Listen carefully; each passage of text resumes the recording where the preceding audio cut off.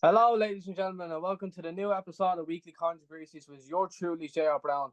And we are back here today with Mark Oberg, Tony O'Connell, and the returning Rob Gold.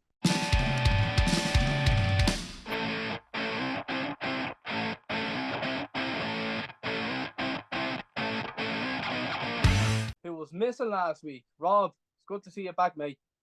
Thank you very much for, as I say, welcoming me back with open arms again after a disastrous week last week. But here to join up with the lads once again, and I cannot wait because, as I said, these blasts before, I have so much to get off my chest this week. So let's go. Right, yeah, absolutely. We'll definitely get into a lot of stuff.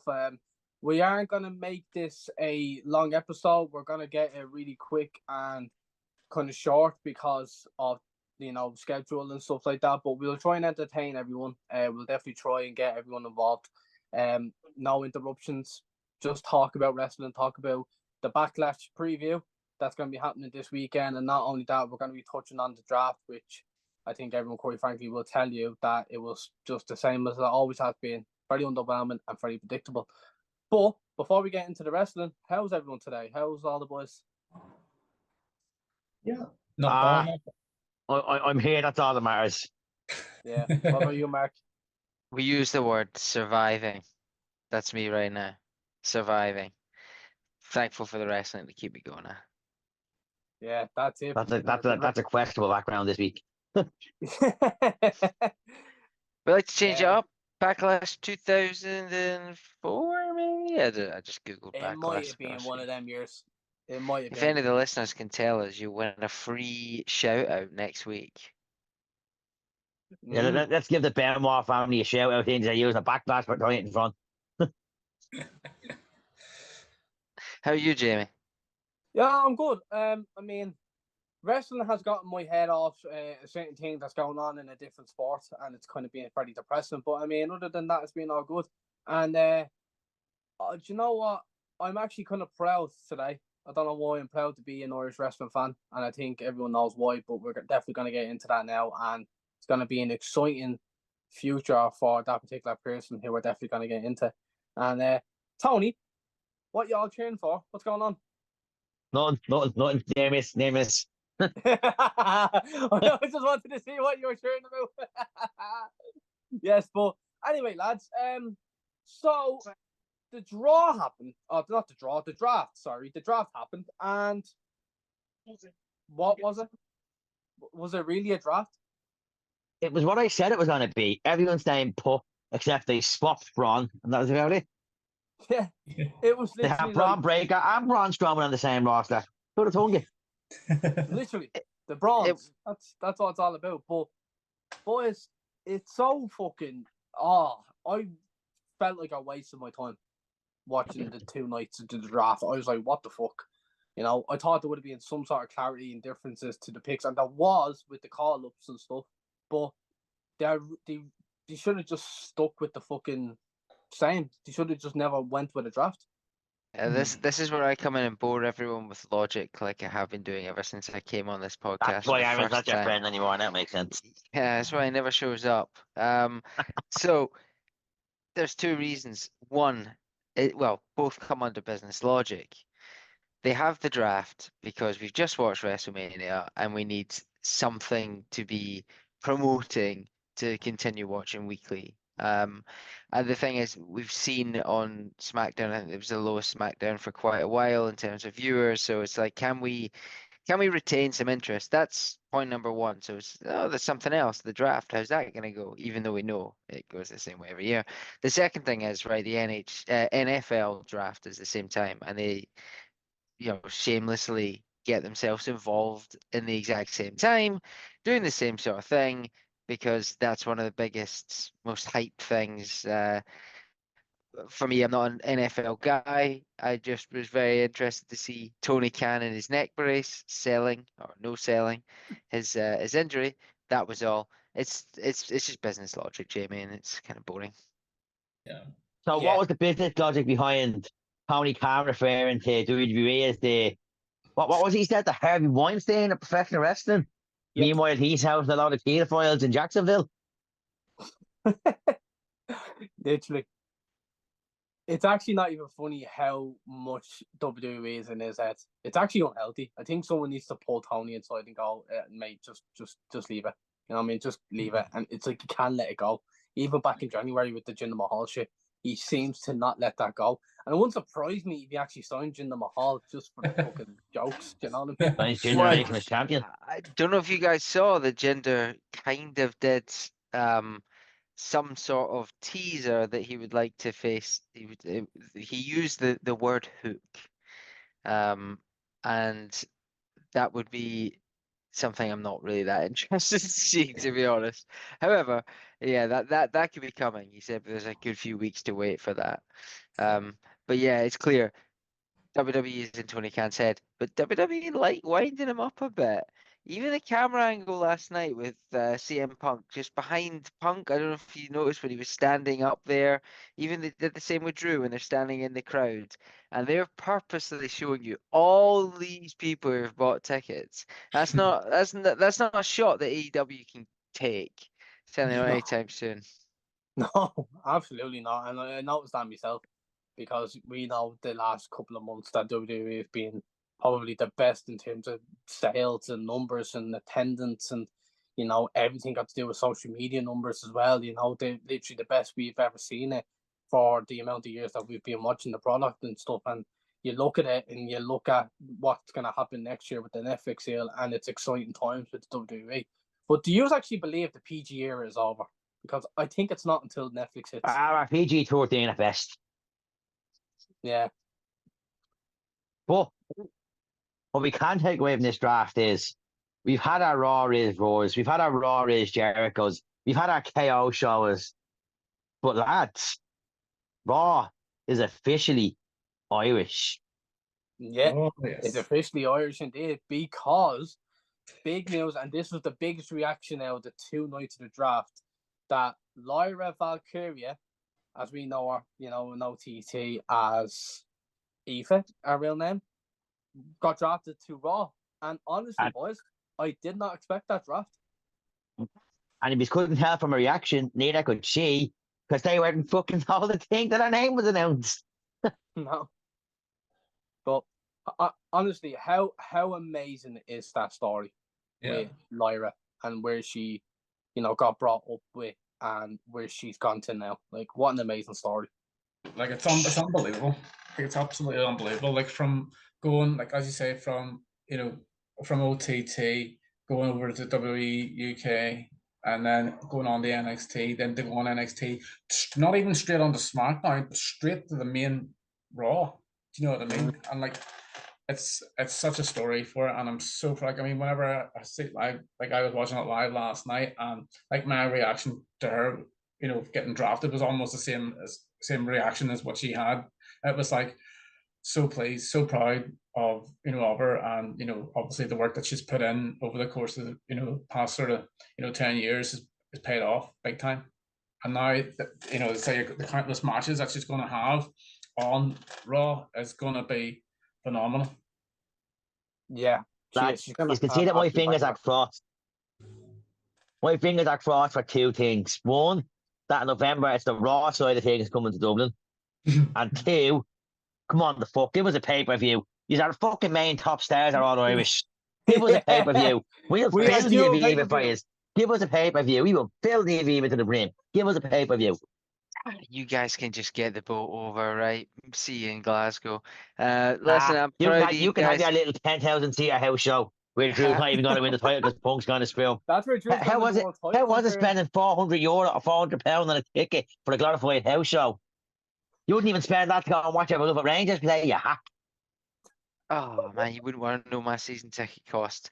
Listen, I'm chuffed for you. I'm chuffed for you. Obviously having connections to OTT, I can relate slightly. So Kaylee Ray, better known as Alba Fire, I've seen her live She's as such well. a lovely person. I've met her a few times. She's such a lovely person. So was Isla. Isla is super sweet. So I'd love to see Kaylee Ray hit the stars. I hope the best for the Irish. I think Irish Kaylee as well. got drafted to Raw, didn't she? Yes, so she's on Raw and they've been there, but it's just they've not had really too much TV time. Same with well, again, Viper, who is currently teaming with Chelsea Green. And that was Gets only a by little bit circumstance. gets a little bit of TV time, is a bit of fun as well. But I've seen them. And then in the case of Drew obviously left WWE, and then I saw him in ICW, and he got the call back, and there was a sense of pride. But this must be a huge moment for you guys, especially having seen the lad from the Judgment Day that you met as well, the forgettable one, Excuse me? JD McDonough. JD He has his McDonough. name. He has a name. Lad with Judgment Day. That lad that wears a kilt. That lad that wears a kilt. The lad that makes everyone tune in to Raw, That lad whose title reign lasted less than a lad's sex life. I mean, I'm just saying, like, he's a specimen of a man, Drew. So I mean, would you say that in front of his face? Don't be He's gone quiet now. don't be mocking the Rangers around my man Drew as well. Yeah. I have a question for you. 'Cause you're going to Clash before we jump into Backlash. Yeah. And you're a proud Scotsman. How did Moderately. 10,000 people react if Drew was screwed out of the title by CM Punk in Yeah. Glasgow, in Scotland? Not sure there'll be a roof on the Hydro after that. I mean, they're lucky at that point. Maybe that's why they've only booked the Hydro at the 10,000, 11,000 mark, because if they are planning on screwing Drew out of it, that's what, 50,000 less unhappy people than were in Wales for Clash. So yeah, listen, I think Glasgow will just be proud and buzzing that something is happening in that city, and something that maybe you guys will get to see eventually. But for now, fly yourselves over, come soak up the atmosphere. We'll hang out for a beer. We had one. And that fake bastard pandemic robbed us of it. Did you? Which one was that? The NXT Takeover, the UK one. Oh, Yeah. they were getting into politics. Did they call it UK NXT and try to do it in Ireland? Yeah. They called the NXT UK Takeover Ireland, yeah.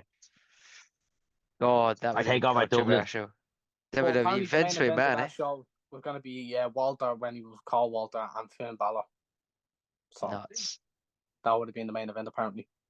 Just So get yourselves over to Glasgow. But we are here to discuss the first of many European shows this year, which the first one is in Lyon in France, and that is Backlash. That has a somewhat stacked card, is that fair to say? I mean, 5 matches, just a small, as we've known from Paul Levesque's era so far in WWE. Yeah, so probably going to a few segments during the night. Yeah, he will, as we was saying before, he will put length in his matches and tell a story and stuff, but he's keeping it short and sweet with the 5 matches. And I mean, it's in fairness, when it comes to when WrestleMania happened to now, he's gotten about 3.5 weeks. It hasn't even been 4 weeks. He's got 3.5 weeks to build this show, and he's only got with what he has, And when I've seen people complain about the way Cody Rhodes' match is being built, like what are you gonna get from it? It's 3 weeks they have to build this match, and they had a tournament in about 2 weeks of that.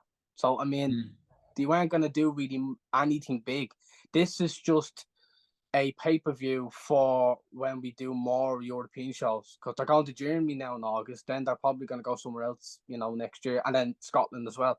So, I mean, this is just, in my opinion, that's what you said, this feels like more of a house show pay-per-view, just something that they're going to throw in 3 hours for. Quite clever in the way they do it, though. Sorry, Rob, I'll let you go in a wee sec. There's so many pay-per-views now, and such a stacked roster that the stories are always interweaving and building to different shows. So obviously Backlash is now quite awkward, and it's like the easy defense. It's the one you just get out of the way for Cody to go over. It could have been anyone. It could have been a house show. Same with Damian Priest, probably with Bailey as well for those matches. But that's they were managed to see 4 title matches here, and that's not including the US, that's not including the Intercontinental, or either of the tag team titles. So it's or the men's tag team titles. So if you think about it, that will probably happen in Saudi, which is the next pay-per-view, along with King of the Ring. So they're constantly building even to the pay-per-view after, while still filling those shows. So I quite like the fact it's only 5. five Yeah. matches. And Yeah. just not remember as well, like I remember Backlash years ago when it used to be after WrestleMania, it always intertwined the storylines as well, especially with, WWE Championship storylines, and there'd be a big storyline with, let's say, a Randy Orton or an Edge, so then you have them two and they intertwine them. And it's not like that nowadays. Like I remember they tried to do it in 2018, it was like fucking Roman versus Samoa Joe, The Miz versus Dolph Ziggler, and it was one of the worst things I've ever seen. I think they just stopped doing that. They stopped intertwining because it just really never made any sense. Yeah, it was either that or rematches. Yeah. Always. Go on, Rob. Yeah, no, because I was like, I'm just going to add more to that because obviously, because obviously a couple of years ago you had like, WrestleMania Backlash type of thing where it was basically just, as Mark was saying there about the fact that it was just rematches basically from WrestleMania that were actually on the Backlash program type of thing. So where this one here seemed to be almost like new matches, which is nice to see rather than the same old types of matches that that you would be getting, week after week after week. Yeah, and it got so repetitive as well in that Vince era, and it was just not great to watch. And they were sort of the pay-per-views you always skipped. Like, we don't feel like that nowadays. I think, especially with them being in Europe, we're going to be watching them at reasonable times. So fuck all the Yanks, by the way, because these are going to suffer how we suffer for the amount of years we've been watching wrestling. So it's great, though. It's great that they're doing that because then we can watch them at a reasonable time. And then not only that, experience an opportunity to go over and, be at that sort of pay-per-view, but the prices, can I just say something as well? I think WWE's prices for these European shows are unbelievable. Unbelievable prices. Like, have you looked into them? Because I looked at like France, Clash, and Berlin. Unbelievable prices. What do you think? I'd love to say I only looked into it, but I am the victim of those prices. So, yeah, I don't really know what I should be paying for this, but it's one of them. It's once in a lifetime. Like, I was going to pay a little bit more. I Quite don't start happily. that John Cena bollocks with me now. It's once in a lifetime. I don't need to go again. They're never going to get one. They always upcharge on European shows. Money in the Bank last year was like, they only had the one show and the cheapest ticket was like 180 sterling. Rob, were you at Rebellion? I what 2001, yeah. Do you remember the much you How old paid? are you, Rob? So I was, what age I would have been, about 16, 17, something like that. So that was class. I'm not ignoring it. Just give me a second. Because that was a class pay-per-view. For the ticket itself probably was only about like 30, maybe even 30, 40 quid, per ticket. And now that was kind of like around about the middle of the MEN arena and that, for that. So you were kind of like, it was about, you're probably talking about that ticket price bracket would probably be about 80 to 90 pound, maybe more than that now, and not because of the way they're pricing it. But, James Johnson's the EFL. Yeah. That's mad. But I mean, but nowadays, even like for the higher ones, that the way they're pricing it now, it's almost putting so many people off, especially even trying to like go for the pre-sale tickets because of the fact that it's only going to hold like 11,000-12,000 people. It's different if it's like I say Cardiff where it's holding 60,000-70,000 people, but the fact that it's only holding 10,000 people, people know that those cheaper ones are going to go first before any of the the front ones. Even the front ones are they're finding it very hard to sell, and that's people thought like, oh, this will sell out pretty quickly within the first hour or two, but it hasn't because of the pricing of it.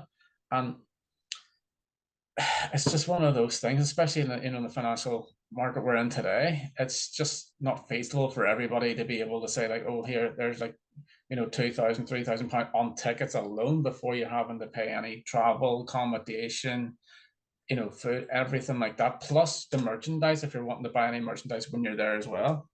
But do you know what, Rob? I'm going to say this though, right? From someone who travels quite a bit, I'm not going to say I travel a lot, but someone who especially over to England. I remember a few weeks ago I went over to England for a match, and I remember spending just for that one day. Didn't do any hotel accommodations. I only done the flight, the match ticket, and the flight home, and I spent nearly about £200 just for that one day just for food and everything like that, and then points and then trap like taxis and Ubers and stuff. And I'm looking at that going like, you look at what the accommodations are like now when it comes to these big pay-per-views, and then what they're trying to charge for the tickets, and then like you can't do it. You might as well go for like a WrestleMania trip if that's the case, because they're like charging probably little to less for WrestleMania because they know they'll sell out that stadium every single year wherever it is. With these European shows, they know that they can bump up the prices, but then they can make money from it. You know, that's why they've gone to like they've done Wales. They went to Money in the Bank in the O2, and then they're going back now to UK and Scotland. So it's like they know how they can make that money because they know they're gonna sell out, because it's one of the most. It's like the hottest ticket in town. They're also doing it by venue size. They know if they have a venue that has 50,000 seats in it, they're gonna have to sell their tickets for like whatever the cheapest is £50 and the most expensive is 2-3 grand. But in a venue that's 10,000 seats, your seat that's number 10,000 can still be 300 quid, and that's the cheapest ticket. And your front row can still be 6-7 grand. And it's just how they do it. They're gonna make the money any way they can. No, honestly, it is. But sure, here, listen, to anybody who can afford them, well, especially Mark, fair fucking places, because you look at it and it just goes like, you can't do it. Especially like, I wanted to bring the missus, but I can't do it. I can't just fork out fucking about 2-3 grand for the two of us and stuff. Do you know what I mean? It's not, in my opinion, worth doing. You know, for that one day. I think the timing for it didn't help either. You know, and I think. And none of you believed me when I said it was going to be in June. You all doubted me. You know, and like I say, I think the timing had a big impact on it too, because you're thinking like, how the hell is people going to sort of have that money in the space of say 2 months' time? You know, and then you know what I mean, especially for a decent enough seat. You know, most people, like I say, only get paid. You know, would have only had maybe 2 pays before they're having to, you know, go down that route of actually, you know, getting the tickets and things like that, and then having to spend money for hotels and accommodation, you know, and flights and things like that. And to have that kind of money, like, you know, straight up, you know, it's almost impossible, especially like if you're only on so many hours, you know, per week, you know, and per month. You know, it's just hard. That's why, and that is why the most asked question in the world of wrestling is, how the fuck does Smiles do it? Yeah. How does For those who don't know who Smiles is the name he asks people to use. He is commonly referred to as the Great Short Guy, and this cunt is front row at every WWE show and even some of the AEW shows. And the question that's always asked is, how does he do it? He won the lottery or something, and then he's just like, I'm just gonna spend all my money. He probably dips into the market as well. He probably makes money off WWE memorabilia and stuff we don't even know about it, because he can make money off that shit. He probably buys all the shit in the auction and all, try and sell some for about 10 grand, and he only bought it for about 2. You know what I mean? That's his front row seat covers. Green shirt guy has a lot of dirt on Vince McMahon and Triple H. That's all. That dirt is irrelevant now. Vince doesn't own WWE anymore. So that dirt is irrelevant. And Triple H. Does that mean we're going to see less and less of him now? He knows more about Triple H too. He's part of the whole thing. Who knows? There was another guy like that as well, the red cap guy. Was he not like front row at every fucking show as well? Years ago in like the 2010s. Yeah, he was he the one in the corner? Was he in the corner? He was in the corner, yeah. And then like every wrestler went over to him, and it was so suspicious back in the day. Yeah. I was like, what the fuck? And then even the guy that that's known as the Brock Lesnar guy type of thing, and that as well. Like. That virgin. Fucking hell, man. He's not funny. But anyway, let's jump headfirst into Backlash. Rob, Jamie, what match have we talked about first? I'll tell you the first match we'll go into is the tag team match for the women's tag team titles, which is the Kabuki Warriors of Asuka and Kairi Sane versus Bianca Belair and Jade Cargill. I'm not gonna give them a name because I don't want to be a racist. So, who wants to touch on this first? Well, we're gonna call them the Storm and leave it at that. If this match is nothing short of a squash match, then what's the point? I feel bad for the two guys going into this because Asuka is a machine. So is Kairi. But if it's nothing short of a squash match, what is the point? Or if you're gonna have the Kabuki Warriors go over, if it's not Bianca turning heel, then what's the point? That's what I was going to touch on. It's Bianca turning heel. This is the way they do it now. She should have done that Mania as I predicted, but this is how they should do it. Especially if they're going to keep her in the same brand as Jade, because I initially thought with the draft, with the women's division, they would have separated some of the women and give them a diverse division with different storylines coming up in the next couple of months. But they've stuck with the same women with a few call-ups. And in fairness, Raw has a stacked card of women, but so does SmackDown. But there's great opportunities for SmackDown to do these new storylines. And I'd say the first big thing they should do is turn Bianca heel. Because if they don't do it, there's no direction for that division. Yeah. Yeah, hands down. Especially with both of them being on SmackDown, like, do you know what I mean? Because I mean, it's definitely going down that route. I think with Bianca and Jade, I think, you know, obviously people would like them to be tag team champions, but story wise, it wouldn't make sense. It would make better sense for Bianca just to turn heel at Backlash, and I can't wait for it to happen. Yeah. Yeah, I don't have much to add. It's got to be a glorified squash match, and yeah, I guess get the titles onto Bianca and Jade for it to mean more when that turn happens. They're both in different brands now. Interested to see what stories they'll tell going forward. I feel bad for the Kabuki Warriors. Not really sure where they go after this. It was on different brands, Mark. Sorry. No, Jade and Bianca are on the same brand. He's talking about Damage Control, I think.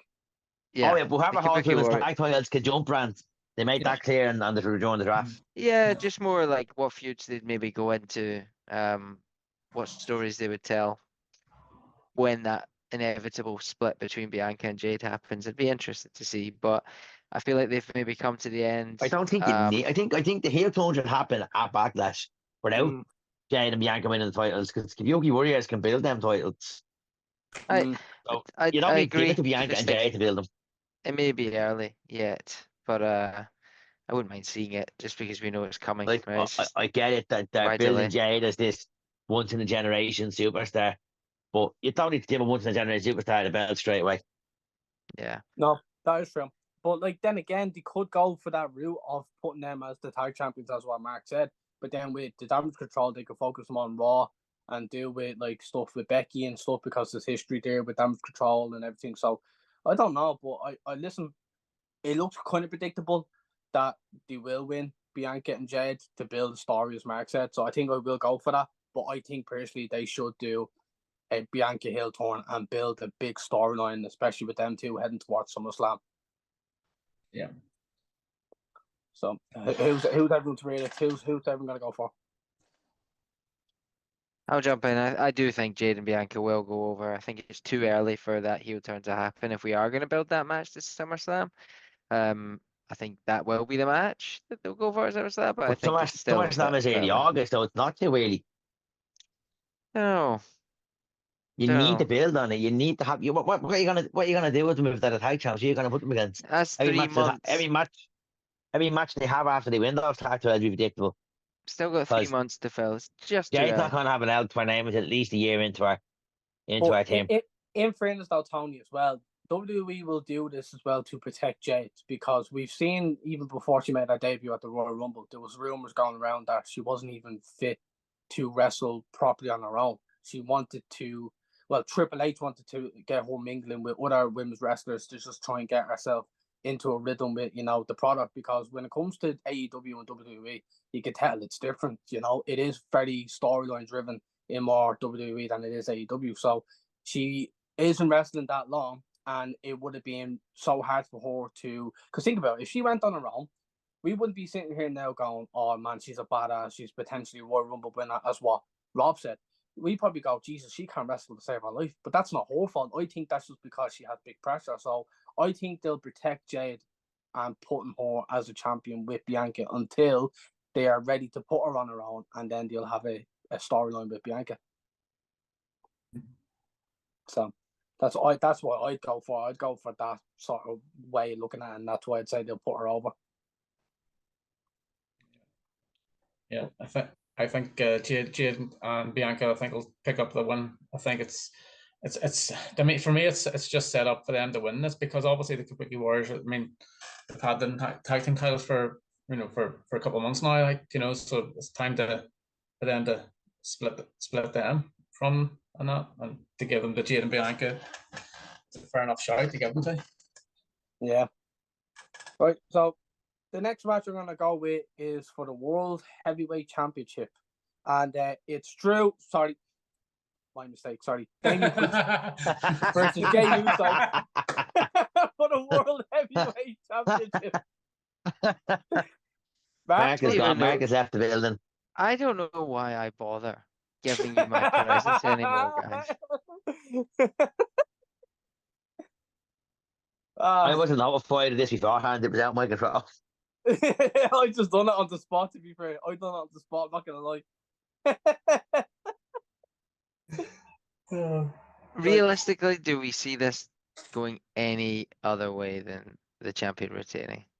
Yeah, no, I think Priest is retaining, definitely. I think Priest is holding that belt till at least SummerSlam. Sorry, Mark.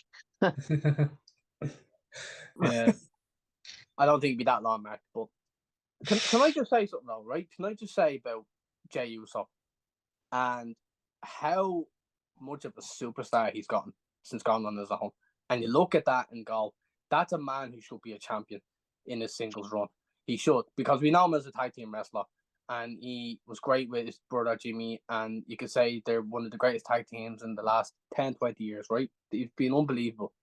But what Jey has done for the last 4 years, and calling himself main event Jey, and having Yeet go over, because we know Yeet as being a stupid word's gone around, but in WWE terms, it's literally being the most over catchphrase in the whole fucking company, and it's sold don't know how many millions of shorts. Like, it's so popular. So you can tell, man, you put that world title on Jey Uso, but in fairness, Damien Priest hasn't had a fair chance of the belt yet. And not only that, you can see that teasing with Finn Balor getting kicked out Judgment Day for him to probably win over Damien Priest. We don't know what's going to happen, but I'd love to say Jey, but I think it's too soon to take the belt off Damien, so I'm going to go with Damien. That's a bold statement. They're teasing Balor being kicked out. That's not what I've seen over the past couple of weeks. I mean, there is a few looks, there's a few pictures, you know, he seems like he does not like Damien having that world title. And Damien is now the leader. Damien doesn't want help off anybody. Damien has kept saying he doesn't need anybody's help. If Atten they're making it look like making it look like Damien's gonna get kicked out and be the one that goes face. I mean, I wouldn't say so, man, because we had this talk with Finn Balor, and if they're gonna have him be world champion, they're not gonna have him be the leader of the Judgment Day. I've been saying that for ages to kick him out of Judgment Day. He doesn't need the Judgment Day. I don't think so. I think it's Priest. No, I think it's Priest. Wait, can I say something though about they've been teasing Priest being the one even for weeks now. Yeah, no, Priest will even start coming out with using his normal game now. Yeah, no, I get that, but quite honestly, with Damien Priest, right? He has been good in his, WWE run from NXT. It's not been too bad, right? I have to say, he's been good. And he's had some, mid-card titles in his run. And he came in and he had some great matches. But what really kind of made him different was going to the Judgment Day initially when Edge was the leader. And then he became sort of one of the big figures and had big matches with Bad Bunny and won the Money in the Bank and stuff. But genuinely, if you put him on his own again, I don't think he'll be the same. I think he'll be. I don't think he'll be entertaining on his own. You know what I mean? No, I genuinely think he'll be an afterthought. I just think with a Finn Balor, which I did say last week, it will be risky to put him on his own. But if you were to do some sort of Prince character and work well as a babyface, then yeah, brilliant. Everybody will love Finn Balor again, and everybody will be on his side. If you put him, if you keep him in Judgment Day, Tony, it's not going to work for Finn, and it's definitely not going to work for Damien. It's not going to work if you take him out of Judgment Day. He can't. He's not entertaining on his own. He is, Tony. With Judgment Day, he's not. I'm sorry, he's not. He is. But Finn Balor's not entertaining on his own. He's not entertaining on his own. His best work is being a Judgment Day. Yeah, but you're thinking of that, like, you look at, honest to God, you look at Finn Balor in the Judgment Day, and he's a fucking he's a side piece. He's not a superstar. He walked around in NXT when he came back, and he was one of the best things in WWE when that period was the worst in its company's history. The worst. NXT was the best thing about it, and he was the best thing in that product. He was the Prince. He was a heel. He was fucking cool again. He was NXT champion for the second time, and it was unbelievable how great he was. Everybody was talking about it because of how bad the product was in the main roster. If you were to get that character back in and not be like a baby face and he's all smiley like he was before and he had fucking pokey teeth. No, if you made him a fucking badass and you made him the prince and you made him have these banger matches, everybody's going to be on his side because it's fucking cool. You keep him on Judgment Day. What you But going they to don't do? want everyone on. They don't What want you everyone gonna on do his with him on side. Judgment Day? I They don't feel want like everyone on his side. They want him to be a heel. listen, we're straying off a bit, but I think that Finn. I actually agree with Tony. I think Finn will probably lead the Judgment Day, but I don't think it will be the Judgment Day in its current shape or form. I think eventually they'll crack, and that'll, I'm undecided who the heel or the face is, but Priest versus Finn is the match we're getting from this at some point. I think Finn will be more entertaining having JD as his lackey, as the heel, and Damian Priest as the face. I'm not quite sure I really want to cheer either of them at the moment, but going back to a previous point that was made on Jey Uso, I don't think I don't think I can disagree with much Jamie's saying, but I have an issue with it. You've mentioned how much of a star he is, this and that, and the next thing, but then the bell rings, and I don't want to watch Jey Uso wrestle. Like, I think he's a great character, and the crowd, like, I'm looking forward to beating in the crowd, as sad as that sounds, but bell's got to ring at some point, and most of his big matches like that, not really hitting the mark. I wouldn't mind seeing him win a title, but I think it's the Intercontinental or US level at the moment. I don't think if you give the World Heavyweight title to Jey Uso, you're doing anything for that belt other than saying this is pretty much same kind of rank as the Intercontinental. It farther separates the WWE title from the World Heavyweight, and they really need that title to be elevated, which is why they need to Yeah. put it on Drew. That day will come, Mark. Trust me, that day will come. Even if it's the day you take your fucking voice out when he wins that fucking the Hydro, it's gonna eventually happen. I'm not fully sold on Jey Uso myself. Yeah. Like, as part of the Uso, they were both unbelievable, but they separated that both meh, you know? Yeah. So we all going for Damien? Yeah, Yeah, I would it's got to be assume done. so. It's like the Yeah. awkward first defense. Yeah, Damien for me. Yeah. See it. Hands down now. Right, so I'd say the next match I'm gonna go with now is for the WWE Women's Championship, which is the champion Bayley versus Naomi versus Tiffany Stratton. And my God, Tiffany Stratton, just incredible. I don't know what I used to. Now, see, I can agree there. So I disagree with the Jey Uso statement, but Tiffany Stratton is a fucking star. Yeah. Like she she owns everything. Every time she's there, she just owns it. Even like last night on Raw in the front of the crowd, just sitting there, she just owned it. And that's the same whenever she comes on the SmackDown, takes out Bayley, takes out Naomi for the second time in 2 weeks. And yeah, like she will be women's champion.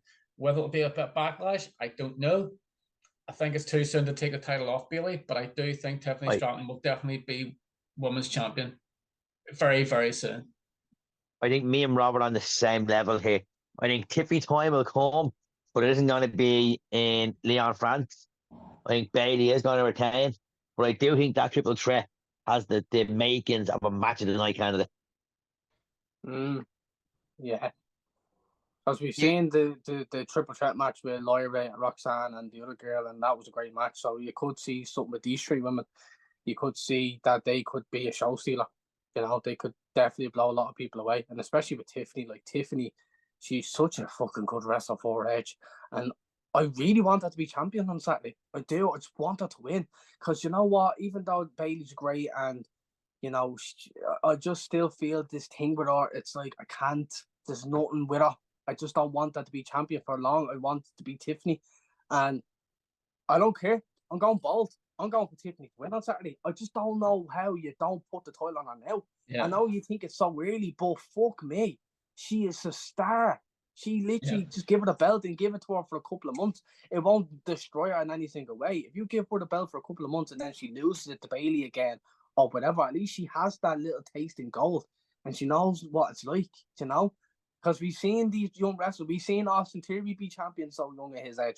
We've seen so many other fucking John Cena be a champion young in his age. We've seen it all before. But when you see a star in someone like Tiffany Stratton, and especially in the women's division where you look at SmackDown, you have Bayley, you have Bianca, you have Jade, you have her. Honest to God, you have so many unbelievable women's wrestlers, and you look at it and go, man, these are going to be matches we're going to talk about for, years got to do with pro wrestling, of how all talented they are.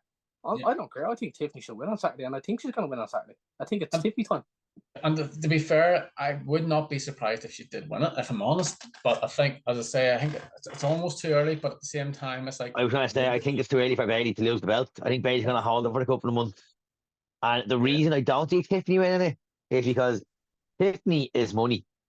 And you're not going to make money by giving her the belt straight away. However, if you put Tiffany in a Satan ladder match in Toronto and she wins it, imagine what Tiffany could do to a briefcase. Imagine what a Tiffany to a briefcase could look like. Pink and shit. Yeah. So that's it for me. I think you've sold me on that, Tony. It's a great idea. Tiffy time with a briefcase.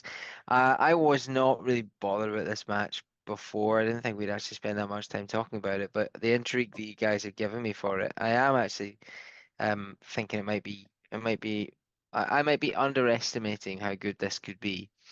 I think Bailey will go over anyway, and I think Tiffany Stratton's time will come. But my thoughts on that are, like, we come at this some more than others from like the perspective of not casual fans, but like maybe hardcore. I don't know what you guys don't want to speak on behalf of you, but the casual fan doesn't know Tiffany Stratton unless they've really watched NXT, and she's got time to get over with those casual fans the way that others have. And I think maybe the briefcase is where to do it. Bailey's got to go over here. I can't see the titles changing hands. Plus, I think Tiffany could be the one to make Bailey's is it her second or third time with that belt? Second, third? Well, the women's championship, I think it's the first. The women's now, the WWE women's titles are first red. Did she not win the WWE women's title? Well, she was a SmackDown women's champion, I think. Oh, we're not counting the women's. I get you. Yeah. So I think Tiffany could be the one to make this women's champion Bailey the most relevant women's champions Bailey reign we've had in quite a long time. She is the heel to Bailey's face, and I think having them both fight and clash, and then having Tiffy go out now and feel someone else, but always having that thought in the back of Bailey's head that she come out of nowhere, until eventually in Toronto she finds that briefcase and she could then go around cutting promos saying Tiffy time is whenever I want it to be. Mm-hmm. Yeah. And then Naomi's going to get lost in the shuffle after this triple threat anyway because they don't know what to do with Naomi. Yeah. But I think as well, though, when you talk about the Money in the Bank, and this is the big thing you're talking about with her winning, I think she is at that point in her career where she has so many years ahead of her, where she can win the Money in the Bank at any time, in any brand, in any storyline. I just think it would be great for her to be a champion.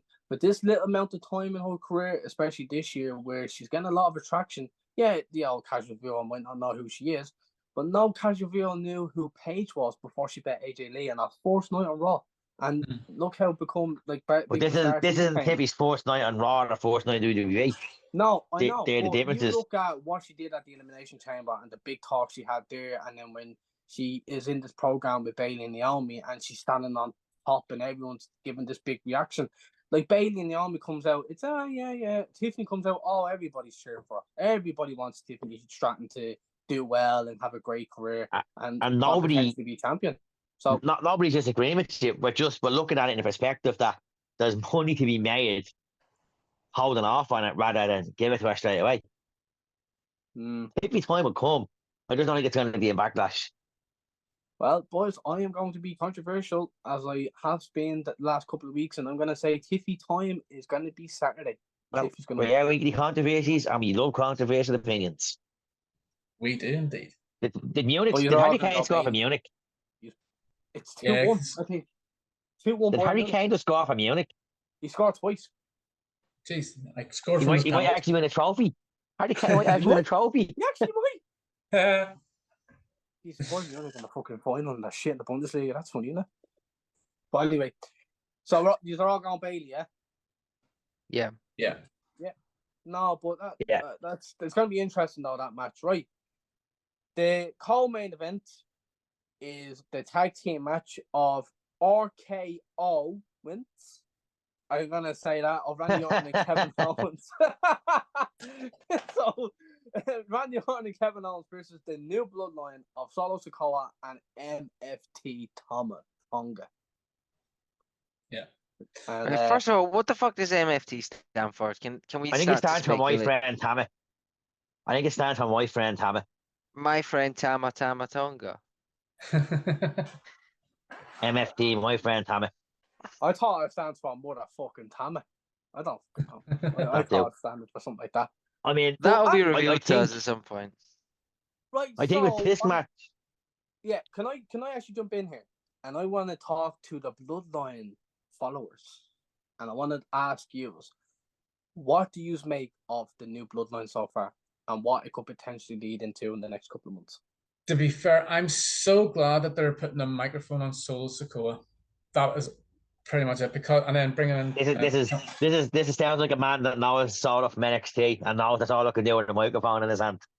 Oh, you bet. Because like I've seen Solo on the mic and how good he can be, and for him to come on after so long and be so good in such a short space of time with a microphone, and not even just with a microphone, but also backstage segments as well with Paul and with Tom as well on top of that, and then you throw in the two of them together with a hint of possible other bloodline members turning up somewhere down the line.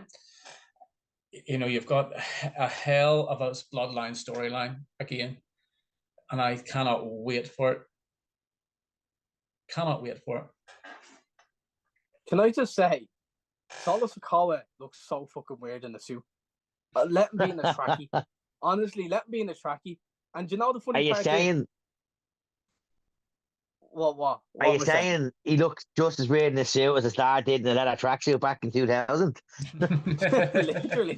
Literally, if that looked fucking better back then than the son does now in the suit. And the funny part is, Solo reminds me of a little brother that's trying to impress the big brother while wearing the suit, even though the big brother never wore suits. When I mean big brother, I mean Roman Reigns.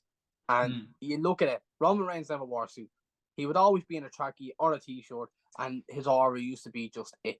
Solo is like trying his best here to try and be the new leader. And do you know what, man? I actually did a bit of digging, and I found out like Solo Sikoa is in his like mid-20s, and yet Tama Tonga is like 40 years of age, and yet Solo is supposed to be the leader of the new fucking bloodline. I wouldn't have Solo as the new leader of the bloodline. I'd have it Tama Tonga. Tama Tonga. Well, see, here's the thing. Has aura. He has aura That- about him, and we know him from New Japan and what he did at the Bullet Club. I would have him the new leader of the fucking new bloodline. See, that's the thing, though. That's where the word being tossed around in this episode tonight comes into play again. Casual wrestling fans do not know who Tama Tonga is, but the casual wrestling fans know who Solo is. And for shock value, it makes sense for Solo to be the tribal chief, but not the tribal chief. No. Plus, he's good on the mic. I get that, yeah. He looks intimidating. As far as this match goes, if we're building up this Bloodline Version 2, it only makes sense for Bloodline Version 2 to get the win. No, that is true, but I think this is how I'd see it happening in this match.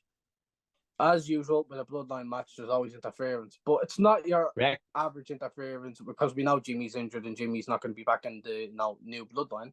We talked about Jacob Fatu gotten signed by WWE. This is perfect for him to debut. This is perfect for Jacob to debut, and I've seen a lot on Twitter that he's going to come out in a big fucking black hoodie as what Solo used to do. So expect a black hoodie, figure coming out at Backlash, and everyone wondering who it is, even though I want the Solo hoodie release. I want to buy the Solo hoodie.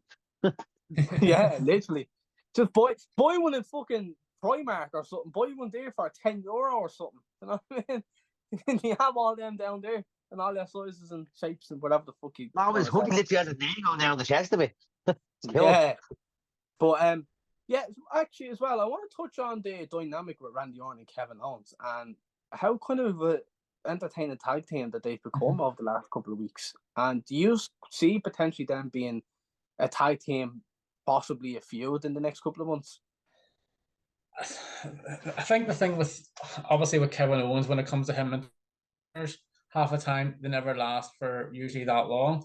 But the entertainment value that they've given, I mean, you've seen it even at WrestleMania through their entrance, not even as a tag team, because they were going in a triple threat match, both of them coming to the ring at the same time on a scooter type thing or on a cart, coming all the way down to the ring. Do you know what I mean? And having that, kind of chemistry, as well, with them, again, it's one of those things where is it going to be a long thing to have with them?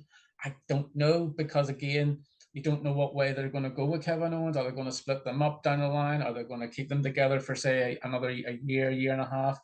It doesn't usually end like that well with Kevin Owens whenever it comes to tag team partners. You look at Kevin Owens and Sami Zayn as a tag team partner splitting up after a couple of months, and that's the kind of thing that they tend to do. And it's going to be the same way, I think, between the two of them, between Orton and Kevin Owens. And they've fallen into it a bit like the Riddle and Orton. There's clearly entertainment value there. It solves a problem as well in that it gives them something to do. And sometimes Randy, maybe particularly, is like struggled to find the right feud on the card. But he's having a lot of fun. I'm having fun watching it. And after WrestleMania, I think it was Aaron that said that that's kind of how we want to see it going forward, to the two of them tagging, but with this almost like running joke that both of them are going to stab each other in the back and constantly try to, because that's their whole thing. And they've constantly done that with every tag team that they've been a part of. So who's going to do it first, or who's actually going to do it successfully? It'd be quite funny to have them almost tag, but like jokingly feud, or somewhat jokingly feud at the same time. It's been, like I say, they've fallen into it really nicely. That tag team, more than happy for it to continue, and it would be a good match going forward. I just think that Owens could probably do more, and I Come think on, Coventry! oh no, the What? footy's Come interrupted me. on! Come on! I'm I, gonna get slapped. I feel like I'm definitely getting slapped. I'm definitely getting slapped. Kevin Owens could probably go farther or do more, even like eventually with Cody or something going forward. Orton will feud with Cody at some point as well, so that might be interesting. Maybe both of them try. Yeah. That's the thing that's sort of in my head too, especially with if you put Kevin Owens and Orton in a triple threat match against Cody. Obviously, Orton had that the background with the whole I'm definitely legacy getting thing slapped. with Cody and that. Sorry. That could kind of play on in that kind of match as well. Will he turn on Kevin Owens here? Will he keep the title on Cody Rhodes? That kind of thing in that. So who knows what way they could go so many ways with it. And that's the beauty of it. So it's Yeah, my time to shine. yeah, go on. It's my time to jump in here. Get me 2 cents in. I think this is a perfect way to go. Kevin Owens and Orton gel so well. Their chemistry is there. They're a good tag team. They're entertaining as heck. Plus, took us 20 years. 20 years. But Randy Orton finally has a tag team partner, which his tag team name can be called RKO.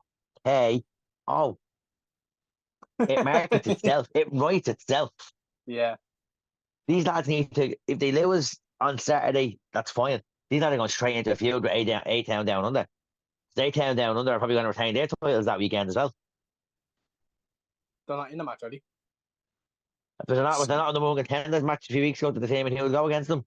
Street Profits, I probably think. not SmackDown, is it? So the Street Or is Profits, that on SmackDown? yeah. So Street Profits, they won that number one contender tag team match type of thing to take on A-Town Down Under. But I imagine I would say that would probably be on SmackDown before Backlash. that'd be on They SmackDown. weren't drafted. No, so the Pride went to Raw, I think. Final Testament were drafted, but the Pride weren't. Are we No, still calling them the Pride were SmackDown. Are we calling them B-Fab? Are we just going to call them B-Fab and the Pussycats? Oh, stop. But yeah, no, listen, as what he's all said, like, yeah, listen, RKO, it's going to be a great tag team. They're eventually going to be tag team champions until there's a field, and eventually then they turn Randy Hill, and then they could go down the line of Cody Rhodes potentially for Randy, and then with Kevin we don't know with Kevin, but wherever Kevin does, you know, I wish he could become more of the prize fighter, more of that heel Kevin Owens that we all know and loved in NXT and in his early run on the main roster. But whatever he does, it's always entertaining. But I still think with the way that they've built the new bloodline and with a Jacob Fatu debut incoming, I think the new bloodline's going to win. What do you boys think? Yeah, no, I think the new bloodline will pick up the victory here. I think, and that whether it'll be with someone interfering for them to help them out again, and that, you know, and that'll start continue the new bloodline on. And I think do they have hope to win. I do hope for the sake of storytelling and for booking that after this event they let Solo and Tamago feud with other people and leave Cody alone, leave Kevin Owens and Orton alone, just fuck off and do something else for a couple of months. Who would you like for them to feud with? I know why they're picking the way they're doing it, but I think you have enough there to keep Cody busy that he doesn't need the bloodline. You can feud him for a couple of months or with AJ, then you can feud him with LA Knight if you want, or even throw LA Knight into the feud and they can have a three-way feud. With the bloodline, Jimmy is bound to come back and probably bring Roman with him at some point, not in the immediate future. So you know where the bloodline feud is going to go. Until then, I mean, the Pride are faces again. So do you feud with the Pride for a couple of months? Is Solo going to target the people that need to be dealt with? If he is, then I'm going to keep running after Cody. No, I mean, I hardly see them sticking. I'm not saying it couldn't happen. I'm just saying I hardly see them sticking the world title on Solo at this moment in time. No, mid-card possibly, but I don't know why. I still have that feeling they're going to do LA Knight versus Logan at SummerSlam because they didn't do it at WrestleMania. And even though it would not be a bad idea for Solo to be in that mid-card too, but to make him look strong, I think they will do something like the Pride. You know, they will probably pick part the roster, but then the Pride are going to be, oh, look, we're not taking any old bullshit, you know, all that jazz. And then, you know, it's going to be a field for them for a couple of months. But yeah, so the next match and the final match is the main event of Backlash France. Ipswich scored again. It's for the undisputed WWE title. It is the GOAT, AJ Styles, the phenomenal one, AJ Styles, versus the American Nightmare and champion Cody Rhodes. Right, listen, I don't care how bad the build-up has been, blah, blah, blah, right? We know Cody's going over. We know this is a generic house show main event. We know it's probably not going to have any real major twists or turns. We know Cody has just taken the big title. He's got his first defense. Put him against someone that is going to entertain. Give him the 50-50 split booking back by having him, you know, beat LA Knight, AJ Styles, beating LA Knight so he looks strong, yada yada. It's run of the mill, it's a tick box exercise. Cody's gonna go over. That's fine. No point in moaning about it. Like, not every single match and title defense can be like a huge massive ordeal. We've just had like 3 years of the bloodline. And this is finally the change. This is the breather. This is where we get to enjoy title matches, knowing that, you know, there's not too much at stake. Cody's going to go over for a while, etc. Build him up, test it out. I'm fine with it. It's the easiest call in the world. Yeah. If I was a betting man, Cody goes over. I've no issue with the build. As we say, this whole pay-per-view is a bit of a tick box, but I'm fine with that. And everyone else should be too. Yeah. I am. I actually am. I love how simple this is with Cody and AJ. Like, AJ won against LA Knight. It's 1-1 between them two in the feud, and then they will revisit that feud in, you know, the next couple of weeks as well. But as what you said, we had this experience with the Bloodline. 2 years of it with Cody finishing the story, and he finished that at WrestleMania. That's not going to continue on to something like a Backlash, which is literally a WrestleMania pay-per-view after WrestleMania. And it's literally just a match that's going to be just thrown in. I wouldn't say it's going to be a feud because there's a feud with LA Knight with AJ. I just feel like it's going to be a type of match where it's a dream match. It'll be decent. Won't be a Dave Meltzer 7.5-star classic like a Bryan Danielson and Will Ospreay. But there's the part of history with his dad and then with the Bullet Club and stuff like that, how they were both leaders and all that. it's simple. And you like that in build-ups. It's simple for the build that they've got with the amount of time. And it gives you kind of this feeling of, wait, AJ respects him, but he will try his best to take it away from him and all that jazz. And you need that in wrestling sometimes. You do need the simple things. You don't need to be overreacting over this and over that. I like it the way it is. Cody will get over, even though I would love to, and I do. I love AJ with all my heart. I actually have his t-shirt on, but no, I digress. But Cody's going over, and it's not going to be anything. It's going to be just a great match, and we're all going to be going home happy when it's all over. Yeah, pretty much. I think it just makes sense for Cody just to do a simple retain of the title here at this pay-per-view. You know what I mean? Because at the end of the day, we know the match is going to be a great match to watch. Well, it should be a great match to watch. You're putting AJ Styles, a phenomenal one, against Cody Rhodes, and that, as I said, two former Bullet Club leaders, not just members, and it's obviously that this is the first time that these two have met in the WWE as well, which is going to be huge as well for them, because obviously, yes, Cody Rhodes is going to get the win, but obviously, as I say, if there was no title on the line type of thing, and that, I think AJ would have won the match, but because the championship's on the line, Cody defending it, Cody will retain it. Easy choice, the safe choice. Yeah. No, yeah, absolutely.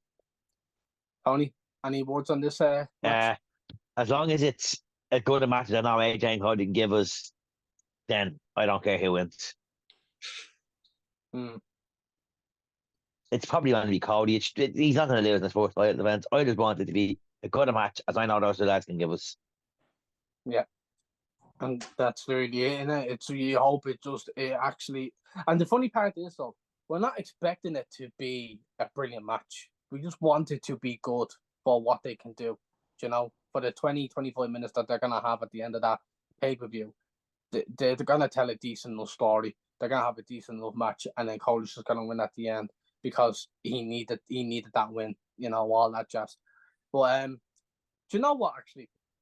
I know we're all going for Cody, but there's noticeable things with the IC Championship not being on the card and, the United States Championship being on the card. But I want to just ask you, where would you like to see the direction of those titles go? Because we kind of know what direction the other titles are going to go. What direction would you like to see that go? We kind of know the direction the Intercontinental is going to go as well with Chad. That's got to be it. I mean, Bronson Reed and Chad Gable probably. I don't know why Bronson Reed keeps getting involved, but fair enough. That's the story of the summer probably. We know where we want the US title to go. I think we're all agreed that we all want a certain, with everybody saying it, LA Knight. Yeah, to take that title, but I don't know if he will. I don't know if that's the route they will go down. I think that's a feud I want to see, and it will probably happen. I think if you watched Raw last night, the route that gone down looks like it's a Braun Strowman route. Which is also a bit odd, considering this US title is a SmackDown title, right? Yes. Yeah, but I think the title is a SmackDown title, but they haven't actually come out and said where Logan Paul is. We just know it's a SmackDown title, but Logan Paul shows up on fucking everything. Yeah, but because all the champions were all, sort of stuck to their brands, sort of thing. So Logan Paul stays on SmackDown. Sami Zayn on Raw. Logan Paul was only there to do a draft pick last night. He's not. Yeah. He's a SmackDown superstar, which feeds the LA Knight thing. I think that was just a way to get Braun Strowman back. Though we've already had the Ricochet feud. Ricochet is an interesting one as well. He may get somewhat involved in the Intercontinental scene. Does that mean that Samantha Irvin is going to SmackDown? I'm not sure. No, Ricochet's on Raw. So Samantha Irvin will stay where she is. The thing is, I thought Ricochet was drafted to SmackDown last night. I think he's on Raw. I'll actually let you know. I will let you know. I've got it up here. He is on Raw. He was kept by Raw. But the thing is, he's one that was such an early pick that you think, okay, they're going to go somewhere with him, which will be quite nice too. But no, I don't know. The Intercontinental, as I say, Sammy, Chad, their story, Bronson Reed thrown into the mix at times. I would like to see US go Logan Paul and LA Knight. Yeah. Yeah. Yeah. Anyone else? Do you know what? And for the US title, yeah, I think LA Knight winning. I don't think he should win the Money in the Bank. I think the Money in the Bank should be definitely Finn, if they're definitely going to build him up, or someone like along those lines. But man, the IC Championship has incredible wrestlers that they can put into that program. Now we know that have this thing with Bronson Reed, Chad Gable and Sami Zayn being the champion. But my God, Sheamus, Dragunov, and like all these other guys as well that they could do with the IC Championship. It's like, man, we could have bangers after bangers because Raw's roster is stacked with big guys. And even Dominic Dijakovic and all, who's Dijak, got into the main roster. He's gone back to Raw, and he's going to now probably get a decent enough push in that mid-card too. So there's some big fucking wrestlers where we can have some unbelievable matches in the next couple of months. Yeah. So the IC Championship looks exciting. I'm going to call it here and now. Mark the time, mark the date. I'm calling it. The final of the King of the Ring tournament is going to be Gunther versus Ilya Dragunov. See, I was thinking that's going to be the main event for the Bash in Berlin. I don't think so. I think you're not allowed to think, Rob. You think Sting goes out your ears? I think the final of the King of the Ring is going to be Gunther versus Drew McIntyre, and then that's when CM Punk is going to cost Drew the King of the Ring. Drew wasn't going near the King of the Ring. No, Drew is in the King of the Ring. Drew was not going near King of the Ring. Drew, I swear to God, I've seen him when he got drafted. He's in the King of the Ring. He's in the tournament. I swear to God in my man's life, I've seen him for the King of the Ring. Drew was first to say he's opting in, or one of them. Hold on. Have we got brackets for it? I didn't think they announced the brackets for it. No, but they've started to enter. Can't enter in qualifying match. Everyone knows that. When he got drafted, he's in the King of the Ring. Am I wrong? Yeah. No, you're right. Not into the King of the Ring without qualifying. Well, he does. He drew fucking McIntyre. You got a problem with taking it up with him? No.